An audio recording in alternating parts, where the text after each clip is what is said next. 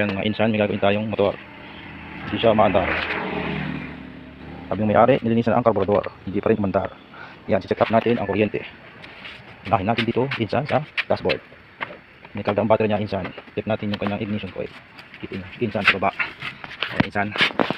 I-disconnect natin muna yan, insan, sa spark plug. Dikit natin ang konti sa body. Tapos ka natin, insan, sa pain. Check natin kung may kuryente. Yun, so, meron siyang kuryente mga insan. So siguro natin mga insan yung kanyang spark plug. Tanggalin natin ito mga insan. At bukas sa spark plug lang na ito na mga insan ay ating tatanggalin muna ang spark plug nya at ng ating makita. So gamitin natin ang pambaklas na spark plug. Tapos ka natin tanggalin ito insan. Pagkatanggal natin ito insan, ilalagay natin ang dulo nito dito insan sa wire na ito na nakalabas. At susubukan ulit natin insan sipaan. Okay insan, nakadikit na sa body. Tapos insan sipaan natin, take upin natin kung ayos. Pag may kumis na pwede insan, ayos ang spark plug. Ayos insan ang spark plug. Okay insan, babalik na natin insan ang ating spark plug at ayos naman. Siguro insan ito ay sa gasolina. Pero ito insan, nilinisan na ng carburetor. Okay na insan, babalik natin ang spark plug at okay naman. Balik natin. Tingnan natin insan sa daloy ng gasolina. So dito tayo insan sa hose. Ayun naman insan siya naka-on. Buksan natin ito insan. Kung siya ay may nadaloy ng gasolina. Ayun insan ay bubuksan natin. Kung meron.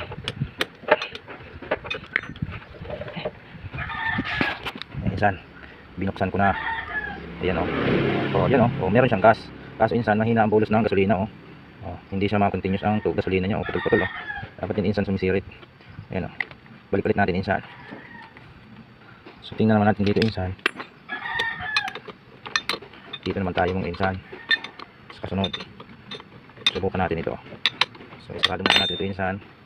Ayan oh. Tapos tanggalin natin yung fuel cap nya. Ito yun oh. Oh, may dalawang tornilyo yung mga insan. Pares yung XRM at wave 1, mga wave na Honda. Pero ito ay Rossi. Ayan oh. Tatanggalin natin ito mga insan nang makita natin kung malakas ang bulos. Ito na. Pag ito insan ay walang mga bulos ay sigurado akong hindi na ang sira. Ito na. Tanggalin natin ito mga insan. Pari na. Kakalasin na. Pinalas na po. Ito insan ay titingnan natin kung may malakas na bulos. Pag ito ay mahina ay dinin ang problema. Naku po. Ay parang tulo-tulo lang ang insan ang gasolina. Ay baka naman sa filter. Pero titingnan natin mga insan kung ayun ang sira nito. Sasaraduhan ito muna ito. At saka natin ito insan tatanggalin. Tanggalin pa muna yung hose. Makakuha muna tayo ng stand para magkagahap ng camera. Insan.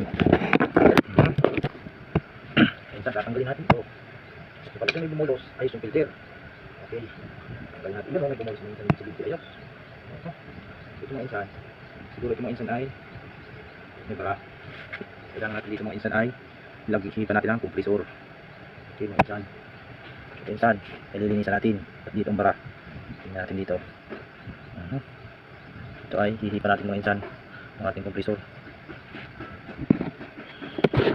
Ito natin ang mga insan ang ating lilinisan. Sprayin natin ito. Tingnan natin kung may dumi. Dito insan para pabalik. Pag dito kasi insan papasok sa loob. Pag dito naman pabalik. Tingnan natin mga insan.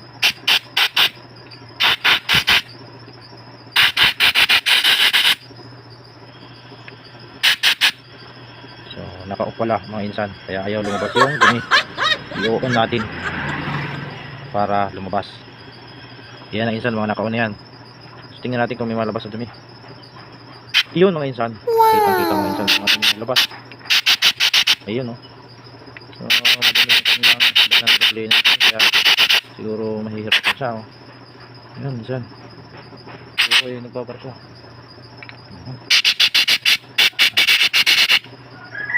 Ito na mga insan, nakakabit na ang fuel cap.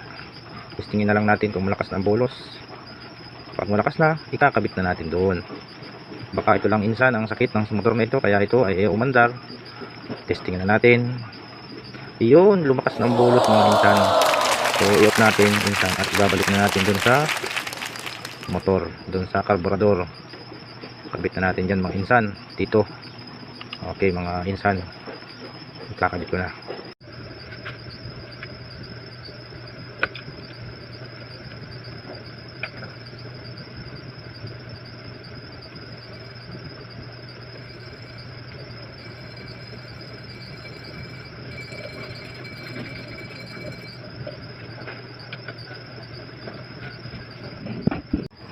So ayan na mga insan, nakakabit na yung kanyang fuel cap at i-on na natin. Ayun oh, naka-on na yung mga insan. Hintayin na lang natin siguro mga kaunting oras at susubukan na nating paandarin mga insan.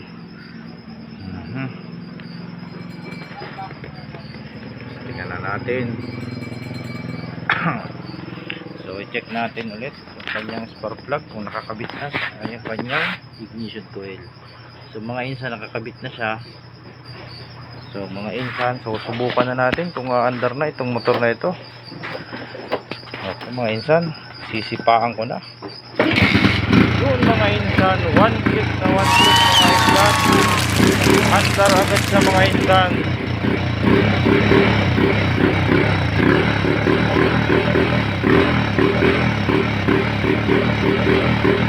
So insan, yun lang naman ang naging sira ng motor na ito. Ito lang, fuel cap na ito ay naging bara. Kaya kung kayo ay may mga motor na ayaw umandar, check na muna din ito bago kayo maglinis ng karburador.